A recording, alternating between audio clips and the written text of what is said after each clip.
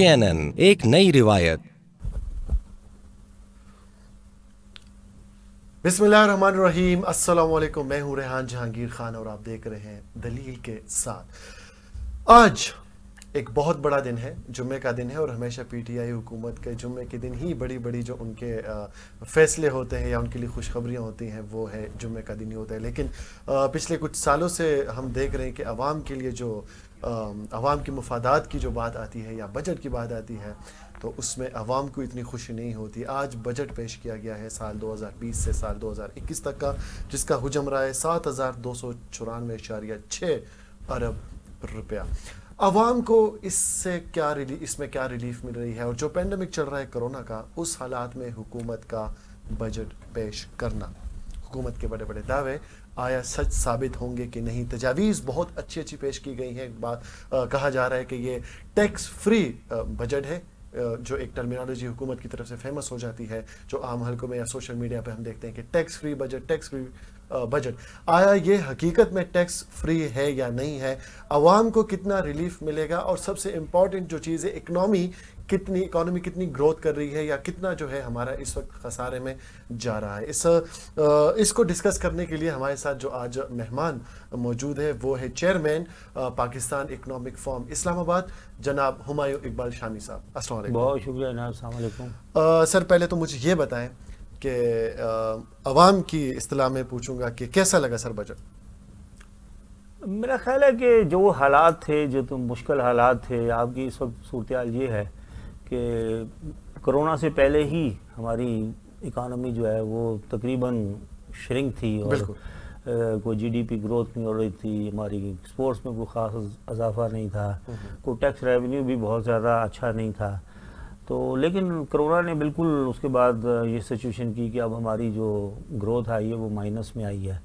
तो अब आपके पास सूरत हाल ये है कि एक तरफ तो आपके पास जो रिसोर्सेज नहीं बन रहे, टैक्सेस जो नए टैक्सेस आप ले है उसकी वो टारगेट पूरे नहीं हो पाएंगे, बल्कि वो जो रिड्यूस टारगेट है वो भी पूरे नहीं हो पाएंगे। फिर आपको एक्स्ट्रा बर्डन पड़ गया आपका मेडिकल एक्सपेंसेस के ऊपर, क्योंकि आप एहसास प्रोग्राम के तहत भी लोगों को देंगे। फिर हुकूमत ये पॉलिसी बना रही है कि किस्म का टैक्स फ्री, इंटरेस्ट फ्री जो वो है वो लोन दें लोगों को, और ताकि इंडस्ट्री रिवाइव हो वगैरह वगैरह। तो ये सारे का सारा जो होगा तो उससे डेफिनेटली होप्स तो नहीं थी लोगों को, तो उस होप के अंदर ये आ गया। लेकिन जो मुझे जिस चीज़ से मैं अभी आपके सामने बात करना चाहूँगा वो ये है कि जो मौजूदा टारगेट जो अगले बजट के हैं उनका भी डिपेंड इसके ऊपर करता है कि कोरोना कितना आगे तक जाता है। आया ये इस माली साल में ख़त्म होता है या अगले 2-3 महीने और या 6 महीने और लगेगा, क्योंकि ये जितना आगे चलता रहेगा हमारा टारगेट उतना मुश्किल होता जाएगा। क्योंकि ग्रोथ जो है, जो इकानमी में जो एक हम देखेंगे कोई लोगों में बिजनेस का ट्रेंड होगा, वो जब तक कोरोना प्रॉपरली ख़त्म नहीं होगा उसके बगैर मैं नहीं समझता हूँ कि कोई वाइब्रेंट इकानमी बन सकेगी। तो इस लिहाज से अभी कुछ पेशन गोई करना कि इस बजट का एक्चुअल, ये तो फिगर्स तो अपनी जगह है, लेकिन ये एक्चुअली कैसे जाके ये वर्कआउट करेगा, तो कोरोना की मौजूदगी में उसकी कोई भी आप डेडलाइन देना या बड़ा मुश्किल है आपको। अच्छा सर, एक ट्वीट में आपको पढ़ के सुनाता हूँ, मोहम्मद शुएब ने किया है, वो सीनियर एंकर हैं, कि 100 रुपये का टोटल बजट है जी जी, जिसमें से 29 रुपया डेब्ट पेमेंट में लगे हैं, 13 रुपये लगे हैं बजट के ऊपर, डेवलपमेंट के ऊपर, 15 रुपये लगे हैं पेंशन्स के ऊपर, 3 रुपये पब्लिक सेफ्टी के लिए, 80 पैसा लगा है एजुकेशन पे, 80 पैसा, ये जरा ज़हन में याद रखें, 10 पैसा लगा है हेल्थ पे, और 27% दिया, 27 रुपीज दिए गए प्रोविंसेस को, और 12 रुपए ह्यूमन डेवलपमेंट को, और अर्निंग कितनी थी 76 रुपीज, यानी कि 76 रुपए थे और आपने खर्च 100 किया है। तो आपको क्या लगता है कि इन जो मौजूदा हालात है और जो कोरोना का एक यूँ समझ ले कि पहाड़ मसलों का हमारे सामने खड़ा है, हुकूमत आगे जाके कोई मिनी बजट की तरफ या इन्हीं तजावीज़ को चेंज करके या डेवलप करके कुछ और लाएंगी, जिस तरह पिछले सालों में हमने देखा है कि PTI हुकूमत ने मिनी बजट्स पेश किए हैं? नहीं, ये जो आपने जो फिगर्स बताई, मैं उससे भी समझता हूँ कि उससे ज़्यादा ये शायद इतनी प्रॉपर नहीं है। उसकी वजह ये है कि इस वक्त जो आपके पास जो टैक्स रेवेन्यू एक्चुअली गवर्नमेंट को मिलेगा जो प्रोविंशियल शेयर करने के बाद, वो तकरीबन, और प्लस वो यानी टैक्स रेवेन्यू के, मैं उस टैक्स रेवेन्यू में नॉन टैक्स रेवेन्यू भी डाल रहा हूँ। उसके बाद वो को तकरीबन 34-35 अरब रुपए का होगा या इतने से 3600 का होगा, जबकि आपका जो एक्सपेंडिचर्स हैं वो कुछ 7,500 से ज़्यादा के ज़्यादा 4,000 अरब रुपए का तो डेफिसिट गवर्नमेंट दे रही है। गवर्नमेंट दे रही है कि 4,000 का इस स्टेज के ऊपर होगा हमारा, यानी इसका मतलब है उसके लिए एडिशनल बोरोइंग करेंगे या नोट छापेंगे या जो करेंगे। तो इस लिहाज से सूरत हाल उससे भी ज़्यादा बुरी है जो कि इसमें ट्वीट में बताई गई है।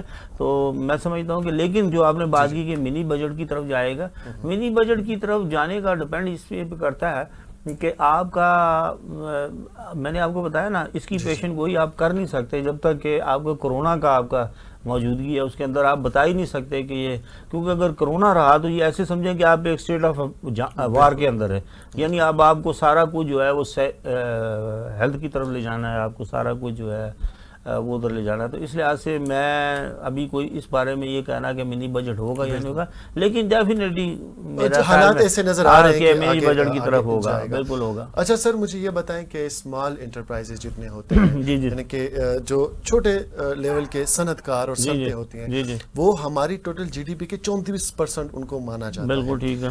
पूरा बजट हमने तकरीर सुनी बजट की, क्योंकि अभी तो फाइनल नहीं हुआ, अभी तो उसके ऊपर पास होगा, अभी तो पास होगा, लेकिन उसमें उनके लिए मुझे कोई रिलीफ नजर नहीं आया। अलबत्ता यही 34% जो आपकी जीडीपी में शेयर रखता है, इन्हीं की वजह से जॉब्स बनती है, इन्हीं की वजह से जो है मौके पैदा होते हैं और प्रोडक्ट्स बनाने के और प्रोडक्ट्स लाने के। उनके लिए इस बजट में कुछ नहीं है। तो आया आपको लगता है कि ये ज्यादती नहीं है, क्योंकि बड़े बड़े इंडस्ट्रीज को टैक्स कम कर देना, जिस तरह सीमेंट में मेरे ख्याल में सेल टैक्स कम कर दिया गया है, इसके अलावा और काफ़ी चीज़ों में, ज़राअत में भी काफ़ी टैक्स कमी का ऐलान किया गया है। तो आपको नहीं लगता कि जो जॉब क्रिएशन थी, जो हुकूमत की 50 लाख की नौकरियां देने का वादा था, वो इस बजट के बाद भी पूरा होता हुआ नजर नहीं आ रहा? नहीं, 50 लाख का तो खैर 50 लाख घर थे, 1 करोड़ का नहीं, वो 1 करोड़ का मतलब ये है कि अभी तक आप तो देने की बजाय, अभी तो हम मसला ये है कि हम बचाने की बात करें कि हम 1 करोड़ नौकरियां बचा सकें अपनी। तो जो हालात चल रहे हैं, जो अभी ऑलरेडी गवर्नमेंट खुद बता रही है कि पाकिस्तान में तकरीबन 14% जो से ज़्यादा लोग जो हैं वो बेरोजगार हो चुके हैं इस अरसे के अंदर, पिछले दो महीने। डाउनसाइजिंग के नाम पे डाउनसाइजिंग के अलावा नहीं, वो तो आपका फॉर्मल सेक्टर, जो फॉर्मल सेक्टर है जहाँ पर के दिहाड़ीदार है, वो तो बिल्कुल ही मारा गया ना, उसके पास तो हैंड टू माउथ होता है। तो वो आपकी बात सही है नहीं थी, लेकिन उसमें कुछ थोड़ी सी गवर्नमेंट इससे पहले स्टेट बैंक के थ्रू कुछ सॉफ्ट लोन स्कीम्स निकाली हैं, तो वो शायद उसको थोड़ा बहुत ओवरकम करेंगी। लेकिन मैंने आपको बताया हुकूमत के पास कोई ज़राए नहीं है इस वक्त, कोई फाइनेंशियल जो आपकी जो सूरत हाल है उसमें आपके पास ज़राए है ही कोई नहीं। अगर आपके पास ज़राए नहीं है तो फिर डेफिनेटली आप वो एक ख़ास हद से आगे तो नहीं जा सकते आप। अच्छा सर, अगर मैं आम आदमी की बात करूं, ये जितनी बड़ी बड़ी टर्मिनोलॉजीज हैं या जितने बड़े बड़े हम लोग जिस तरह जीडीपी और इस तरह बहुत ज़्यादा चीज़ें आम आदमी की समझ में वो नहीं आता। नहीं, ठीक है। आम आदमी का सिर्फ ये होता है कि मुझे क्या मिला बजट से। अगर हम 2019 और 2020 के रेट्स देखें तो मेरे पास एक रेट लिस्ट मौजूद है, अगर मैं शेयर कर दूं कि आटे का थैला जो है वो 785 से 878 रुपए हो गया है, चावल जो है वो 58 से 67 रुपए हो गए हैं, डबल रोटी 42 से 50 हो गई है, गाय का गोश्त 406 से 451 हो गया है, बकरे का गोश्त 843 से 936, लेकिन जो मार्केट से बड़ी उसमें 1000 रुपए तक का, 1100 का, वो तो उनकी अपनी मुनावली है, जो भी वो बना ले। चाय जो है वो 210 से 230 पे चली गई है, बिजली की यूनिट में 1 पैसे कमी हुई है कि 3.70 से वो 3.71 पे आ चुकी है। गैस चार्जेस में वो सेम है, लकड़ी जो है वो 632 से 632 पे रही है, आलू 26 से 57 पे चले गए हैं। तो आपको क्या लगता है कि इस महंगाई से पिसा हुआ आम आदमी, उसको इस बजट से कितनी उम्मीद नजर आ रही है कि इस बजट के बाद मेरे हालात इतने हो जाएंगे कि अगर मार्केटें बंद भी रहती हैं या जॉब्स नहीं भी है तो 14,000 जो एक वो रखी गई है मजदूर की एक उजरत, उससे उसका घर चल जाए? नहीं, वो तो बिल्कुल एक 14,000 रुपये तो आम घरों का एक रोज़ का खर्च हो चुका है, वो बात तो अब नहीं रही। लेकिन जो आपने बताया कि महंगाई तो पहले ही एक्चुअली कोरोना से पहले ही आपकी महंगाई बढ़ चुकी थी। कोरोना की वजह से तो कोई ख़ास महंगाई में इजाफा नहीं हुआ, असल में जो मुआशी पॉलिसियाँ हुकूमत ने जिस तरीके से आते साथ चलाई, जिसमें रुपए को गिराना ख़ास तौर के ऊपर, वो उसने तबाही फेरी पाकिस्तान के अंदर। जब आपने रुपया का गिराया तो आपके अंदर इन्फ्लेशन फैला। इन्फ्लेशन फैलने के बाद आपने ये किया कि आपने और ज़्यादा टैक्स इंटरेस्ट रेट बढ़ा दिए। इंटरेस्ट रेट बढ़े तो उससे महंगाई और बढ़ गई। सर आप इन चीज़ों को अच्छी तरह समझते हैं। हमारे एक वजीर ने कहा था, सूबाई वजीर ने, कि जब डॉलर बढ़ता है, कीमत बढ़ती है, तो हमारे कर्जे हम पे कम हो जाते हैं, क्योंकि लेते हम डॉलर में है, देते हम पैसों में है, यानी कि रुपयों में है। तो इसमें कितनी हकीकत है? नहीं, रुपए में, डॉलरों में हम देते हैं, लेकिन वो होता ये है कि मैं आपको एक सीधी सी मिसाल बताऊं, जब भी डॉलर बढ़ेगा तो आपकी कीमतों में, उसकी वजह यह है कि आप जो कुछ मुल्क से अर्न करते हैं वो तो सारा रुपये में अर्न करते हैं। अब आप अगर उनको $1 पहले पे करते थे तो स्टेट बैंक से आप $100 का $1 मिलता था। अब वो डॉलर आपको $165 का देगा स्टेट, तो वो $65 तो इजाफा हो गया। इंटर बैंक में मेरे ख्याल में थोड़ा सा महंगा भी हो नहीं, इंटर बैंक और उसका $1-2 का फर्क होता है, लेकिन बहरहाल 165 मैंने आपको एक वैसे फिगर बताई जो पिछली हुकूमत के दौर में $100 का था, $100 से 165 पे चला गया, तो $65 तो उसकी इजाफा हो गया। वो $65 तो आप नए टैक्स लगाने पड़ेंगे आपको, वो महंगाई पैदा करनी पड़ेगी। तो वो तो बिल्कुल दुरुस्त बात है कि आपको, लेकिन जिस वक्त जब आपने डॉलर लिए थे कर्जे के तौर पर, उसमें $100 था तो आपने $100 उसके मिले, लेकिन आप वापस करें तो $165 वापस करेंगे आप, तो इजाफा तो हो गया उसमें। IMF का इजलास मेरे ख्याल में 3 महीनों में मुतवक्के है IMF के साथ। तो क्या लगता है कि उनसे पहले हुकूमत अपनी पॉलिसियां या इन बजट तजावीज़ को लेके थोड़ी सी संजीदा हो सकती है? क्योंकि IMF ने अगर और शराइत लागू कर दी तो ये टैक्स मिनी बजट 2 बार लागू हो सकता है, यानी कि एक मिनी बजट फिर दूसरा, यानी कि अवाम पे महंगाई के और पहाड़ गिर सकते हैं। देखिए, ये सारी बात ये है कि मैं अगर सच्ची बात करूं तो ये सारी तबाही लाई हुई है IMF और उसके लोगों की है। वो जो लोग, उन्होंने IMF आया और IMF ने यहाँ पर पाकिस्तान में फाइनेंशियल टीम, इस वक्त सारी की सारी फाइनेंशियल टीम जो है वो बेसिकली IMF के साथ ही है, वो IMF के लोग हैं। IMF जब डिस्कस करता है स्टेट बैंक के गवर्नर से, फाइनेंस मिनिस्टर से करता है, एडवाइज़र से करता है, तो बेसिकली IMF वर्सेस IMF होती है। इसीलिए वो तारीफ भी कर देते हैं, वो कहते हैं जी हुकूमत बड़ी अच्छी इकनॉमिक पॉलिसी बन रही है, इसलिए कि वो तो उनकी अपने ही लोग बैठे हैं तो उनकी तो तारीफ नहीं कर सकते वो। तो इस लिहाज से मैं तो इस बारे में तो बिल्कुल हूँ, और ये तबाही सारी की सारी लाई IMF की वजह से। हम उस प्रोग्राम में जाने के लिए इस कदर हम इतने बेकरार थे, और हालांकि उसके बड़े सब्सिट्यूट मौजूद थी, हुकूमत अगर चाहती तो वो उसको ओवरकम कर सकती थी, इससे पहले हुकूमतें भी करती रही हैं। तो ये कुछ एम्बिशियस पॉलिसीज थी, कोई मेच्योरिटी थी, और ऐसे लोग थे, वो खुद मेच्योर लोग थे, उन्होंने जब उनसे कुछ नहीं बना तो उन्होंने कहा ये बंदे बनवा लीजिए। उन बंदे तो बिल्कुल, वो तो ऐसे, मैं तो IMF के बंदों को कहता हूँ, वो तो दीमक लगाते हैं किसी कानून में। क्योंकि मैंने दुनिया में आज तक कोई कानूनी नहीं देखी जिन्होंने IMF की वजह से मुझे एक भी मुल्क आज तक नजर नहीं आया। तो भाई साहब, इस पे गुफ्तगू जारी रखेंगे, लेकिन वक्त हुआ एक छोटे से वक्फे का, मिलते हैं छोटे से ब्रेक के बाद। इस हवाले से बात हो रही है हुमायूं इकबाल शामी साहब से। हुमायूं साहब, मुझे बताएं कि अभी ब्रेक से पहले हम बात कर रहे थे अवाम को कितनी रिलीफ मिली है। मुझे ये बताएं कि ID कार्ड के ऊपर 50,000 रुपये से लेके अब बढ़ा के 1 लाख रुपया कर दिया कि अब आप 1 लाख रुपए की शॉपिंग करेंगे तो आपको ID कार्ड दिखाना पड़ेगा। हुकूमत अवाम में इतनी ताकत है कि वो 1 लाख रुपए की शॉपिंग कर ले? नहीं, वो तो खैर अवाम में ऐसे तबकात हैं जो कि 1 लाख से ज़्यादा की शॉपिंग करते हैं। पाकिस्तान में असल में पाकिस्तान में सरमाए की कमी नहीं है, लेकिन वो क्योंकि हमारे यहाँ लीगल सरमाए की बात होती है, हम समझते हैं उस सरमाए को कहते हैं कि जो सरमाया डॉक्यूमेंटेड है, लेकिन हमारे यहाँ अनडॉक्यूमेंटेड इकानमी, मैं आपको ये बताऊँगा कि हमारी कई गुना है, बल्कि मेरे हिसाब के मुताबिक 10 या 12 गुना हमारी जो है वो हमारी अनडॉक्यूमेंटेड इकानमी है, जिसको हम ब्लैक इकानमी भी कहते हैं। लेकिन हकीकतन देखा जाए तो उसी अनडॉक्यूमेंटेड या ब्लैक इकानमी ने ही पाकिस्तान की मईशत को सहारा दिया हुआ है। अगर आपको रोज़गार चल रहा है या कुछ है तो उसी वजह से चल रहा है। तो वो अब लोगों के पास पैसे तो हैं, ऐसी बात नहीं, लेकिन इस वक्त क्योंकि माहौल आपको एक देना पड़ता है, आपको एक एटमॉस्फेयर देना पड़ता है जिसमें इकानमी, जिसमें पैसा सर्कुलेट करे, तो फिर लोग आते हैं, वरना अदरवाइज चुप करके बैठ जाते हैं, paid for a good time, वो कहते हैं ठीक है यार 2 साल क्यों हम रिस्क लें, 1-2 साल के बाद करें। अब जिसकी गवर्नमेंट ने रिसेंटली जो बात की थी कि हम कंस्ट्रक्शन सेक्टर को स्पेशल पैकेज देंगे, लेकिन वो क्योंकि हाफ हार्टेड था, अभी तक उसका कोई कानून नहीं बन सका, अभी तक प्रॉपरली उसकी लेजिस्लेशन नहीं हो सकी, प्रॉपरली कोई गाइडलाइन नहीं आ सकी। और फिर अभी रियल स्टेट सेक्टर जो कि इसमें बड़ा इंपॉर्टेंट है आपके, उसको कोई ऐसा इंसेंटिव नहीं दिया, तो उसका नतीजा ये है कि अभी तक वो पूरा प्रॉपरली वो क्रॉप अप नहीं कर सका। तो अगर हुकूमत इन चीज़ों को लेके चले पूरे, एक मैं समझता हूँ कि कोई भी चीज़ हो, हुकूमत को जो है वो एक प्रॉपर सोच के साथ और प्रॉपर एक होमवर्क के साथ चलानी चाहिए, क्योंकि मुल्क को जो है वो आप एक खेल की तरह नहीं चला सकते। बिल्कुल, वो हम देख रहे हैं आजकल की हुकूमत थोड़ी सी सीरियस हुई है, लेकिन शायद लोग अब उसे संजीदा नहीं ले रहे हैं, क्योंकि उनके पिछले डिसीजन सारे ऐसे हैं कि अब अवाम भी कह रही है कि शायद ये 2 साल, अगले 2 साल 3 साल में कुछ तो नजर आए। हुमायूं साहब, ये मुझे बताइए कि अपोजिशन का किरदार हमेशा बजट में बहुत मुतनाज़ रहा है। कभी 60-70 साल तारीख है पाकिस्तान की, आज तक किसी भी बजट पे अपोजिशन ने हामी नहीं भरी। आज भी अपोजिशन ने रिवायतन एहतजाज किया, प्ले कार्ड्स लेके वो ऐवान में पहुंचे, लेकिन उनके एहतजाज को नहीं रिकॉर्ड किया गया। और मुझे दुख इस बात का है कि मीडिया कवरेज उन्हें नहीं मिली। मीडिया में जहां पर हुकूमत की बजट की बातें हो रही थी, या अगर उन्होंने टैक्सेस कहाँ कम किए तो उनकी बढ़ाइयाँ पेश की जा रही थी, लेकिन अपोजिशन को बिल्कुल इग्नोर करना आया, ये ज़्यादती नहीं है?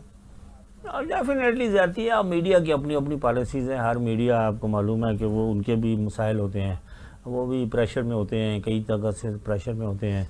उनको एक ख़ास तौर पर ये जो आजकल सरकारी इश्तिहारात का है, ये भी एक बड़ा इशू होता है, मसला होता है, और फिर के बाद बहुत ज़्यादा हुआ है। और ऑलरेडी हुकूमत जो है वो बहुत ज़्यादा, मीडिया जो है वो पहले ही बड़ा सप्रेस है, आपने देखा कंट्रोल्ड मीडिया, कई चैनल बंद हो चुके हैं। तो वो इस लिहाज से वो उन्होंने क्या, लेकिन उनकी अपनी पॉलिसीज़ हैं। लेकिन जो आपने बात की कि एहतजाज मैं समझता हूँ कि इसका एहतजाज, मैं ये समझता हूँ कोई भी पार्टी का एहतजाज नहीं होना चाहिए। उसकी वजह ये बजट एक सीरियस डॉक्यूमेंट होता है। आप उस डॉक्यूमेंट को आप उसको स्टडी कर, उसको नोट करें, और नोट करने के बाद क्योंकि आएगा, आप एक जब असेंबली में जब आपका वक्त आता है तो उस वक्त आप प्रॉपर उसको स्क्रूटनाइज करें, और उसकी आप चाहे धज्जियाँ उड़ा दें कि ये चीज़ ऐसे नहीं है, ऐसे ऐसे है, वो ज़्यादा मैं समझता हूँ ज़्यादा पावरफुल होती है। क्योंकि अगर आप एहतजाज जितना भी करें, बजट वाले तो बजट स्पीच अपनी देनी है, उसने तो ख़त्म नहीं करनी, चाहे आप जो मर्जी कर लें। लेकिन आप जब एक ऐसी प्रपोजल्स देंगे, आप देंगे, ये देंगे, तो वो मीडिया उसको हाईलाइट करेगा, लोगों को पता लगेगा कि यार ये कोई ऐसी हमारे साथ फिर दोबारा कोई हाथ तो नहीं हो जाएगा, तो वो डेफिनेटली उसको वो होगा। और यही तरीकाकार अपोजिशन का रोल जो होता है वो सीधा रखना होता है। शो डालने से वक्ती ये खबर तो बन जाती है, लेकिन बजट एक सीरियस डॉक्यूमेंट है। मैं समझता हूँ इसको सियासी तौर के ऊपर इसको एक्सप्लॉयटेशन नहीं होनी चाहिए इसकी। मेरे ख्याल में फ़नकारों के लिए भी 1 अरब रुपए जो है वो मुख्तस किए गए हैं। और आपका भी ताल्लुक मेरे ख्याल में फ़नकारों से काफ़ी ज़्यादा है। नहीं, मेरा ताल्लुक ये है कि मैं जानते हैं जो उनको मैं जानता हूँ। तो आपके ख्याल में उनके हल्के के लिए ये खुश खबरी तो है ही है कि उनके लिए पहली बार हुकूमत ने डबल की जगह ट्रिपल कर दिया है, 33-34 करोड़ की जगह उनके लिए डायरेक्ट 1 अरब मुख्तस करना। तो इसको किस नज़र से देखते हैं आप? अब आपने पता नहीं कौन से फनकारों की बात, क्योंकि यहाँ तो बहुत से फनकार हैं। नहीं, मैं आर्टिस्ट की बात कर रहा हूँ, हमारे आर्टिस्ट कम्युनिटी जो हमारे लेजेंड एक्टर्स हैं, एक्ट्रेसेस हैं। ठीक कह रहे हैं आप। नहीं, ठीक है, हर माशरे के तबके के लिए होना चाहिए, लेकिन वो बात यह है कि फनकारों का तबका का मैं ये समझता हूँ कि जो फनकारों का जो हमारे जो खासतौर पर फिल्म से रिलेटेड है, ये इन लोगों में बड़ी बड़ी इन्होंने कमाइयाँ की हैं, बड़ा बड़ा इन्होंने वक्त में अदा किया।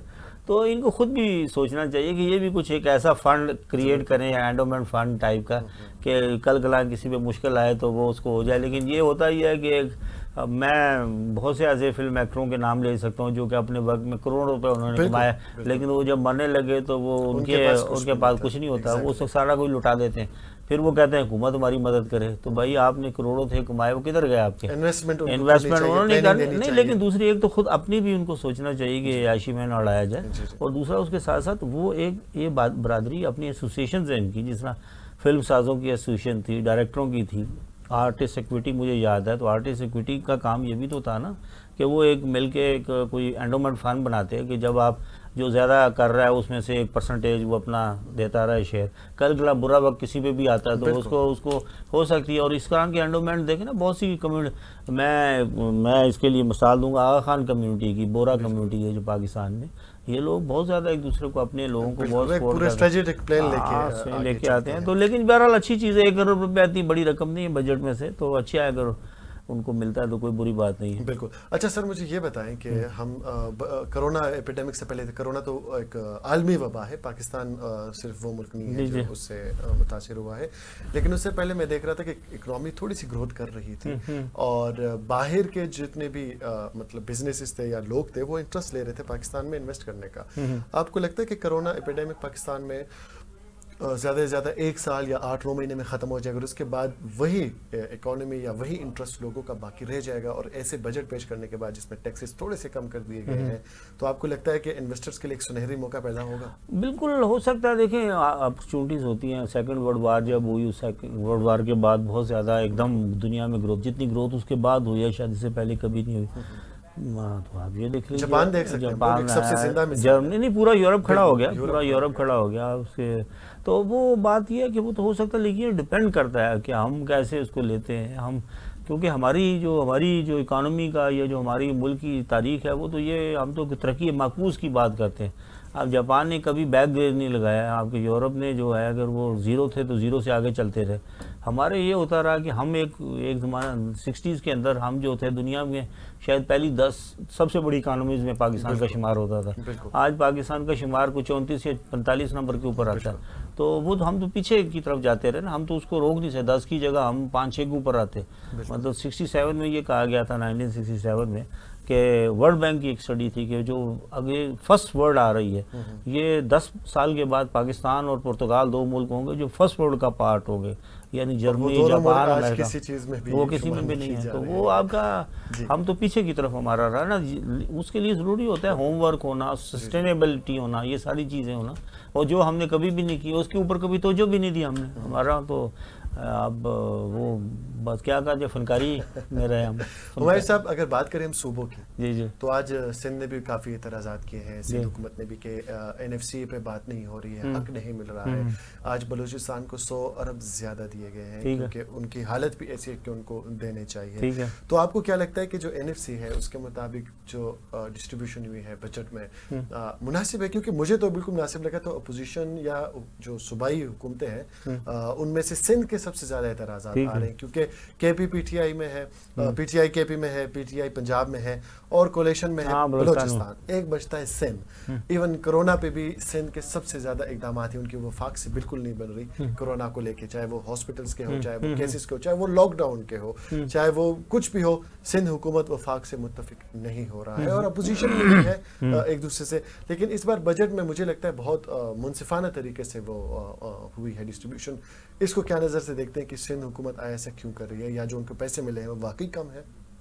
देखिए, सिंध हुकूमत आपको मालूम है कि वो इस वक्त फेडरल में वो पार्टी जो है वो अपोजिशन में है। तो अपोजिशन का तो अगर पंजाब में भी यही सूरत हाल होती है, अगर अपोजिशन की पार्टी वहाँ पर से इक़्तिदार होती तो वो भी यही कुछ करते। तो वो तो एक पॉलिटिकल वो एक है जो कि वो दोनों लेना चाहते हैं, वो गेन करना चाहते हैं। वैसे तो सिंध हुकूमत की अपनी जो परफॉर्मेंस रही है वो भी कोई ऐसी नहीं रही, बल्कि बहुत ज़्यादा उस पर क्रिटिसिज्म हुआ है और उनके पास बहुत ज़्यादा, उनके पास अगर देखा जाए तो जो NFC अवार्ड 2011 का हुआ उसके बाद किसी भी सूबे के पास बजट की कंस्ट्रेन नहीं है, बल्कि वो बहुत ज़्यादा अमीर हैं as compare to federal government, क्योंकि फेडरल गवर्नमेंट डिफेंस भी देती है, उसके पास फॉरेन डेप्ट का भी होता है और सारा लैंड, तो वो तो उसके मुकाबले में बहुत ज़्यादा उनके पास।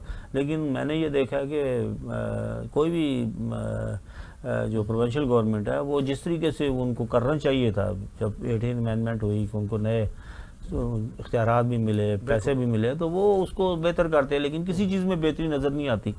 एजुकेशन देख लीजिए, हेल्थ देख लीजिए, लॉ एंड ऑर्डर देख लीजिए, क्या उसमें बेहतरी हुई? वो तो पीछे जा रहा है उसका। आप ये कहना कि जी नहीं बजट नहीं है, मैं नहीं समझता, क्योंकि बात ये कि जब 1 साल 2 साल पहले बजट ज़्यादा था तो उन्होंने एजुकेशन या हेल्थ के ऊपर कितना खर्च किया, उसको क्या कर रहे थे? अगर 2 साल से ये सूरत 2 साल पहले क्या कर रहे थे, उस वक्त भी यही कुछ हो रहा था, उस वक्त कोई तरक्की थी?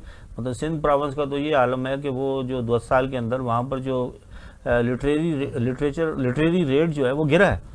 तो बजाय बढ़ने के सिंध में काफी सिंध की बात कर, वहाँ पर जो बीमारियों की शरह है वो पूरे पाकिस्तान में सबसे ज्यादा है। सर एक आखिरी मुख्तसर सवाल करूंगा, उसके बाद जो है हम वाइंड अप की तरफ जाएंगे। सरकारी मुलाजिमीन कोरोना में सबसे ज्यादा हमने उनको आगे देखा, अगर वो पुलिस है, अगर वो डॉक्टर्स हैं, और अगर वो दूसरे ऐसे इदारे हैं जो म्यूनिसिपल के हैं जो स्प्रेज वगैरह कर रहे हैं, उनकी मतलब किसी भी सरकारी इदारे या किसी भी सरकारी मुलाजिमीन के लिए तनख्वाह में इजाफे का ऐलान नहीं किया गया है। पेंशन वालों की भी नहीं किया, चले उनकी फिर भी तुक बनती है क्योंकि फिलहाल सिचुएशन ऐसी है कि बजट कम है। लेकिन जो मुलाजिमीन फ्रंट लाइन पे इस वक्त कोरोना का मुकाबला कर रहे हैं, जो अपने घरों को भी देख रहे हैं और साथ में लड़ भी रहे हैं, उनके लिए इजाफा ना करना आपको लगता है ज्यादती नहीं है? नहीं, बिल्कुल ज़्यादती है, बढ़ाएगा। मेरा ज़ाती ख्याल ये है कि लास्ट ईयर भी ये हुआ था कि लास्ट ईयर जो बजट दिया था उस वक्त भी सरकारी मुलाजमों के लिए अनाउंस नहीं किया गया था, लेकिन 10% अनाउंस बाद में किया गया था, शुरू में नहीं किया गया था, शुरू में नहीं किया गया था। वो फिर उसमें जब बजट तकरीर के बाद जब वो डिस्कशन होती है उस वक्त आती है तो फिर उन्होंने 5% और 10% के दिया था, 5 भी दिया था, नहीं बड़े ग्रेड्स में 5 दिया था, छोटे में 10 दिया था, बड़े छोटे में ज़्यादा, बड़े में कम दिया। तो मेरा ख्याल है थोड़ा सा शायद वो अभी लोग क्योंकि इतना वो कुछ एक्सपेक्ट कर रहे थे, क्योंकि मेरी इतलात ये थी कि 15% के करीब इंक्रीज हो रही है, 10% की आ रही थी, लेकिन वो एंड मौके पे पता लगा। लेकिन मेरा ख्याल है गवर्नमेंट ने ये इसलिए रखा हुआ है कि मेरा ज़ाती ख्याल है गवर्नमेंट कुछ समझदार हो गई है कि अगर वो पहले ही 15% अनाउंस कर देती तो वो फिर वो असेंबली में वो कहते हैं जी इसको 20-25% करना चाहिए, महंगाई बढ़ गई है। लेकिन अब वो कुछ भी नहीं होगा, तो जब उसके बदले में 5% भी मिलेगा तो लोग कहेंगे जी बड़ा कुछ तो मिला है यार, कुछ तो मिला है ना। तो हुकूमत भी मेरा ख्याल है फनकार हो गई है। शामी साहब, बस वाइंड अप मुझे आपसे सिर्फ ये जानना है कि ओवरऑल आप इस बजट को कितने नंबर देते हैं और कितना एक सक्सेस रेट के हिसाब से आप इस बजट को किस नजर से देखते हैं? नंबर देने की मैंने असल में बात, अगर 10 में से स्केल देंगे पिछली हुकूमतों के, अगर हम पीपी गवर्नमेंट और नून लीग के थर्ड बजट को हम सामने रखते हैं और इनके थर्ड बजट को जो कि कोरोना पेंडेमिक में दिया गया है, जो कि ऑलरेडी इस वक्त मुल्क की इकोनॉमिक सिचुएशन से गुजर रहा है, आपको क्या लगता है हुकूमत ने अपना कितना बेहतरीन दिखाया है? देखिए बात यह है कि जो हालात आपके 2000 आज ये इस बजट के होंगे, यानी 2019-20 के 2020-21 के बजट के, वो 2019 और 20 के बजट से हटके थे, जो 2017-18 से हटके थे, उससे पहले के हटके थे। सिचुएशन तब्दील थी क्योंकि दो तरह का इफेक्ट हुआ। एक तो आपका पिछले 2 साल से जो आपकी मुसलसल रिसेशन चल रहा है, एक तरफ रिसेशन चल रहा है, इस तरफ इन्फ्लेशन चल रहा है, वो दोनों चलते रहे, महंगाई चली, का FDI गिर गई, आपकी टैक्सेस गिर गए, एक्सपोर्ट गिर गई, और फिर ऊपर से कोरोना आ गया। तो वो आपकी सिचुएशन जो गिवन सिचुएशन है जिसमें आपके पास जो रिसोर्स थे, असल बात होती है ना रिसोर्सेज, आपके पास पैसे होंगे तो खर्च करेंगे ना, तो वो रिसोर्स वाइज मैं समझता हूँ ऑन बजट ऑन डॉक्यूमेंटेड बुरा नहीं है। लेकिन जो चीज़ ये है कि नंबर कैसे दीजिए, इसकी नंबरिंग इसलिए नहीं की जा सकती कि सिमिलैरिटी नहीं है। मैं ये कहूँगा कि सिमिलैरिटी नहीं है कि आपको करना, लेकिन जो मैंने पहले भी अर्ज़ किया आपसे कि देखना हमें ये है कि ये कोरोना कितना अर्सा चलता है। अगर ये कोरोना अगर आपका 6 महीने और निकाल गया तो वो तो आपके लिए तो सारी डाइवर्स हो जाएंगे फंड्स और मजीद चले जाएंगे, इसमें भी कटेल हो जाएगा, आपका वो तमाम की तमाम सिचुएशन ही तब्दील हो जाएगी। तो वो सिचुएशन तो आप उसके बगैर आप कर ही नहीं सकते, जब तक उसको असेस ही नहीं कर सकते, जब तक कि आप उसको कोरोना को आप नहीं कर सकते आप। और ये कोई डॉक्टर ही आप बता सकता है कि कोरोना जो है कब खत्म होगा, क्योंकि इकोनॉमी की वाइब्रेशन एक कोरोना खत्म होने के बाद स्टार्ट होगी। बिल्कुल। Thank you so much Humayun साहब आपका वक्त देने का। जैसे हुमायूं साहब ने एंड में कहा कि कोरोना से रिलेटेड है हमारी इकोनॉमी इस वक्त और इस बजट का सक्सेसफुल होना, तो ये वक्त ही बताएगा कि ये बजट जो है कितना सक्सेसफुल होगा। लेकिन अभी तो फिलहाल इसे मंजूर भी होना है और देखते हैं कि कितनी इसमें चेंजेस आएगी। मुलाकात होगी इंशाल्लाह आपसे दोबारा इसी प्रोग्राम में कल शाम। अल्लाह हाफिज़।